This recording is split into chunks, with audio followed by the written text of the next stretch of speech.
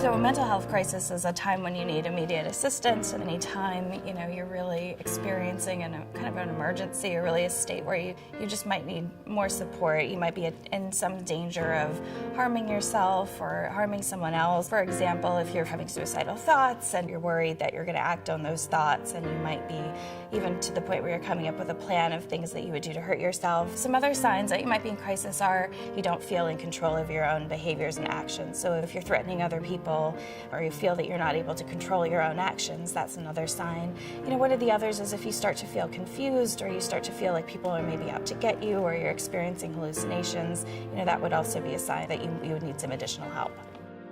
The goal of crisis care is to get to a point where you're stable and you're safe, and at a point where you're back in control. So crisis care could look like contacting someone by phone and having them talk you through it, and sometimes that's enough.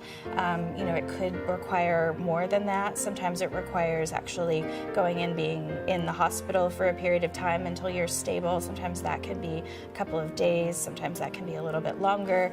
And it's really just to get to a point where you're back to, where you're no longer a risk to yourself, or you're no longer, in that state where you're not in control. If you are concerned that you or someone else is at an immediate risk, one of the fastest things you can do is to just call 911.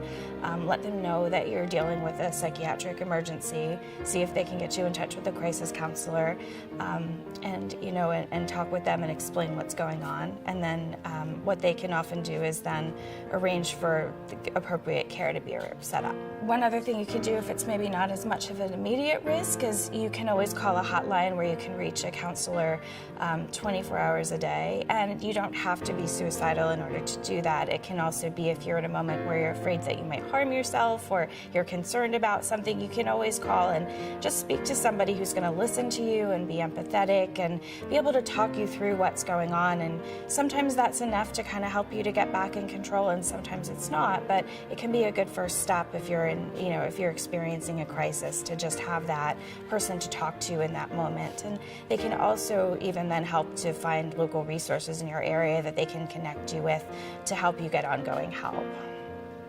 Walk-in crisis stabilization centers are affiliated with hospitals, and they are places that you can walk into as opposed to maybe calling 911 and having, needing an ambulance to pick you up. You can walk in if you know that you're getting to a point where either you or someone you're concerned about is experiencing a crisis and feeling out of control for any reason. You can go in and be evaluated in a crisis center, and they can determine whether they can maybe stabilize you within that setting with medication or with other interventions, or if you would need to maybe have longer-term treatment. When they're in crisis, sometimes people are not willing to accept help, and it's a challenge to figure out what are your options in that situation. So in Florida, we have what's called the Baker Act, where you can have someone involuntarily assessed and treated, and that's a good option if someone is at the point where they don't recognize for themselves that they need help and maybe aren't open to help when it's suggested by other people. The people who can do that are law enforcement officers, physicians, and licensed mental health professionals. So those would be the people that you could reach out to if you do have those concerns. So an emergency room, 911, the police, those would all be people that could help you in getting that process started.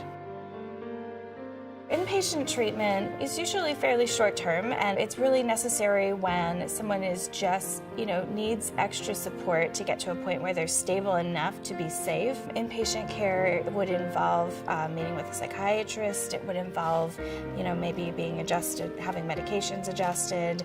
It would involve getting more intensive treatment. It could be between 5 and 7 days of, really intensive care, just to the point of getting stable enough to be able to be safe back in the community.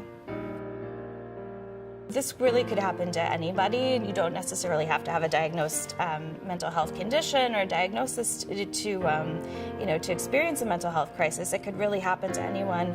If you're going through a stressful time or you're having a lot of challenges, you can always go into that state of crisis where you need more help.